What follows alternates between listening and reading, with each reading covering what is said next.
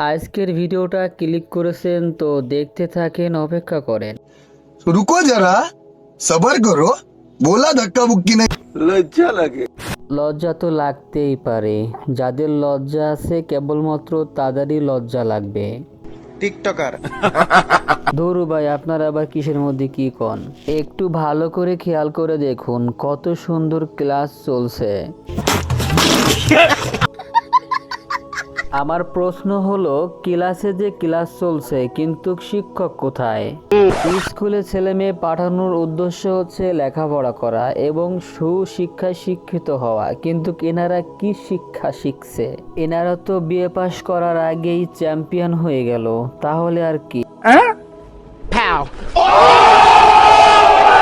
কিছু সংখ্যক বকাটিয়ে ছেলেমেয়েদের জন্য পুরো স্কুল কলেজের বদনাম হয়। আপনার সন্তানকে কোথায় লেখাপড়া করতে দিচ্ছেন, তারা কি লেখাপড়া করতেছে না কি করতেছে, এগুলো আপনাদের দেখা উচিত।